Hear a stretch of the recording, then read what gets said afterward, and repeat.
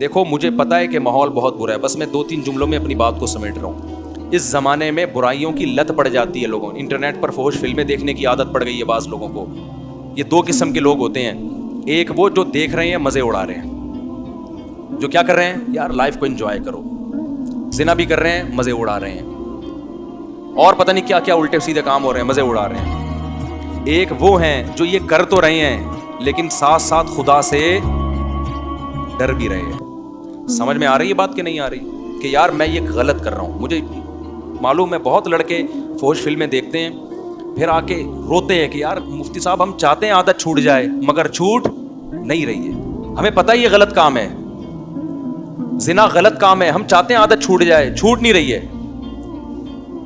تو یہ دوسرا طبقہ ہے جو برائی کو برائی سمجھ کے کر رہا ہے, اس پہ خوش بولو. تو 2 قسم کے گناہ ہیں, گناہ گار لوگ ہیں. ایک ہیں جو ان گناہوں میں مست ہیں, وہ مذاق اڑاتے ہیں بھائی مولویوں نے پابندی ہے بھائی یہ کچھ تو اور بےہودہ الزامات لگا رہے ہوتے ہیں. دوسرا وہ گناہ گار ہے جو گناہ کر رہا ہے لیکن اس کو احساس ہے کہ یہ اچھا کام بولو نہیں, اس کو احساس ہے کہ میں غلط کر رہا ہوں, اور اس احساس اتنا کہ وہ چاہتا ہے کہ میں چھوڑ دوں, وہ چاہتا ہے کہ میں چھوڑ دوں. تو اس کے لیے بھی اللہ کی طرف سے رحمت ہے کہ جو چاہتا ہے نا, چاہنے میں سیریس ہو, وہ ٹوپی ڈرامے والا چاہنا نہ ہو. ایک چاہنا یہ ہوتا ہے کہ میں پہلے اچھی طرح گناہ کر لوں, جب 55 سال کا ہو جاؤں گا تو چھوڑ دوں گا میں. جب دانت ہی نہیں بچیں گے تو بادام کھانے سے توبہ کی تجھے ضرورت کیا ہے بھائی؟ گناہ سے توبہ اس وقت ہے جب گناہ کا جذبہ ہو. 55-60 میں تو کیا کرے گا تو, کیا تیر مار لے گا؟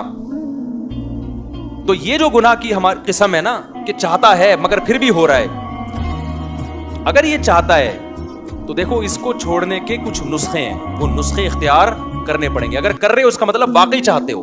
اور یہ میں مانتا ہوں کہ بعض گناہوں کی لت پڑ جاتی ہے, وہ ایک دم سے نہیں چھوٹتے, توبہ کر کے بھی بعض دفعہ ہو جاتے ہیں وہ گناہ.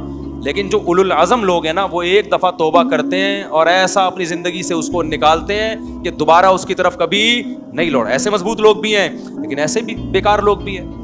ادھر توبہ کی پھر ہو گیا, پھر توبہ کی پھر ہو گیا, پھر توبہ کی پھر گناہ ہو گیا, پھر توبہ کی. تو ایسے لوگ 2 بلکہ 3 کام پابندی سے کریں.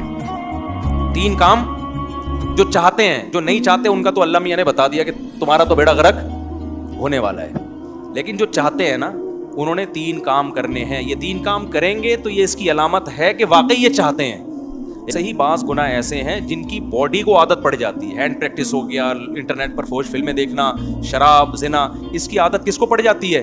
باڈی کو. باڈی چاہتی ہے کہ یہ ہو. اصل علاج تو یہ کہ چھوڑ دو. جب چھوڑو گے تھوڑے دنوں میں باڈی چاہنا بولو ختم, کیونکہ عادت بھی تو آپ نے کر کر کے ڈالی ہے نا, تو چھوڑ چھوڑ کے چھوٹ جائے گی یہ. لیکن اگر پھر بھی ہو رہا ہے گناہ تو 3 کام پابندی سے کرو اگر گناہوں کی لت پڑ گئی ہے. پہلا کام کیا کرنا ہے؟ جب بھی ہو جائے توبہ لازمی کرنی ہے, اس پہ اطمینان کر کے بیٹھ نہیں جانا کہ اب ہو گیا تو چلو یار اب تو ہو گیا, اب ایسا ہے کہ 25-30 مرتبہ اور کر لیں تو پھر دیکھیں گے کیا کرنا ہے. سمجھ میں آ رہی ہے بات کہ نہیں آ رہی؟ ہو گیا تو فوراً کیا کرنا ہے؟ اے اللہ دل سے معافی مانگو, مجھے معاف کر دے, میں تجھ سے معاہدہ کرتا ہوں کہ آئندہ یہ جرم نہیں کروں گا. پہلا کام تو یہ فوراً کرے وہ. دوسرا کام کیا کرنا ہے؟ فوراً کوئی جرمانہ یا کوئی سزا دے اپنے آپ کو. اپنے آپ کو بغیر سزا کے چھوڑنا نہیں ہے کہ آپ نے کر لیا تو چلو ہو جاتا ہے, آخر انسان ہے. نہیں ہوتا بھائی, انسان ہے تو پھر ٹھگائی بھی انسانوں کی لگتی ہے. اپنے آپ کو کیا دینی ہے؟ ایسی سزا دینی ہے کہ دوبارہ گناہ ہوتے ہوئے انسان کو وہ سزا کا تصور آئے کہ بیٹا یہ گناہ فری کا نہیں ہے, اس کی تجھے بھاری قیمت دینی پڑے گی. وہ سزا ہر ایک کے لحاظ سے مختلف ہوتی ہے. جرمانہ بھی ہو سکتا ہے, روزہ بھی ہو سکتا ہے, نفلی نمازوں کی پابندی بھی, ہر وہ کام جس میں دل کو تکلیف ہو. وہ سزا نہ اتنی بھاری ہو کہ دی نہ جائے اپنے آپ کو, نہ اتنی ہلکی ہو کہ اس سے آپ کو تنبیہ ہی نہ ہو. بات آ رہی ہے سمجھ میں کہ نہیں آ رہی؟ بعض لوگوں کے لیے 1 روزہ رکھنا بھی بہت مشکل ہے, تو وہ سزا میں 1 روزہ ہی رکھ لیں کہ جب گناہ ہوگا اگلے دن 1 روزہ لازمی رکھنا ہے. اور بعض لوگوں کے لیے 10 روزے رکھنا بھی کوئی مشکل بولو نا, تو 10 روزے سزا میں رکھیں. بعض لوگوں کے لیے گناہ کے بعد 1 لاکھ روپے صدقہ کرنا بھی کوئی مشکل نہیں ہے, کروڑوں کی آمدن ہے. بعض لوگوں کے لیے 100 روپے صدقہ کرنا بھی کیا ہے؟ مشکل ہے, تو وہ 100 روپے رکھ لیں. لیکن سزا کے بغیر اپنے آپ کو چھوڑنا نہیں ہے. یہ کتنے کام ہو گئے؟ 2. اس کو میں مزید تھوڑا سا ڈیٹیل سے بتاتا ہوں. تیسرا کام ہے دعا. دعائیں نہیں چھوڑو, خوب خوب اللہ سے گڑ گڑا کے مانگو اور مانگتے رہو اللہ اس غلیظ پلید گناہ سے میری جان چھڑا دے. میں اقراری مجرم ہوں, باغی مجرم نہیں ہوں. میں ان لوگوں کی طرح نہیں ہوں جن کو جب آخرت سے ڈرایا جاتا ہے تو کہتے ہیں ہمیں کیا پتا قیامت ہے یا نہیں ہے. نہ میں مانتا ہوں ان الساعۃ لآتیۃ لا ریب فیہا, اے اللہ ایک دن قیامت آئے گی, تو مردوں کو زندہ کرے گا, اس گناہ پہ سزا دے گا. میں اقرار کرتا ہوں, تو اے اللہ مجھے تو اس گناہ سے بچنے کی توفیق دے دے, آسان کر دے میرے لیے اس گناہ سے بچنا. میں دعوے سے کہتا ہوں مانگتا رہے گا نا, انشاءاللہ یہ گناہ اس کی زندگی سے نکل جائے گا. بہت سے نوجوان آتے ہیں کہ ہم نے حج بھی کر لیا, ہم نے تبلیغ میں 4 مہینے بھی لگا لیے, پھر بھی گناہ نہیں چھوٹ رہا ہم سے.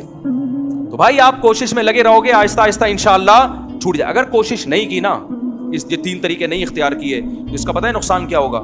آج یہ گناہ کر رہے ہو نا, کل ایک قدم اس سے آگے ہوگا.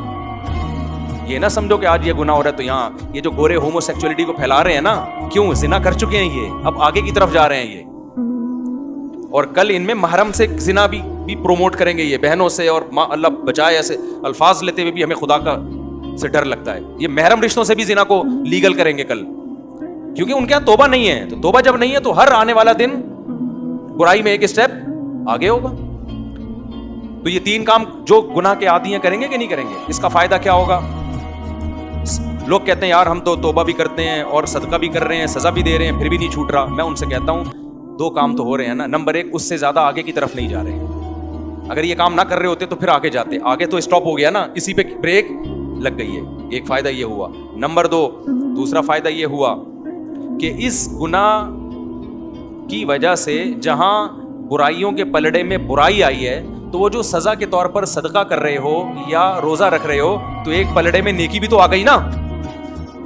ابے کیا ہو گیا بھائی, جو خدا گناہ پہ سزا دیتا ہے وہ نیکیوں پہ جزا بھی تو دیتا ہے نا. تو وہ روزہ ضائع تھوڑی کرے گا تمہارا کہ جی چونکہ اس نے گناہ کر کے روزہ رکھا ہے تو روزہ گیا. نہ جب وہ گناہ پہ سزا دے گا تو آپ اللہ سے کہو گے قیامت کے دن, اللہ جہاں میری ٹھکائی لگ رہی ہے تو وہ روزے کہاں گئے, اس کا بدلہ بھی تو چاہیے مجھے. تو نیکی پہ تو 10 ملتے ہیں اور گناہ پہ 1 ملتا ہے.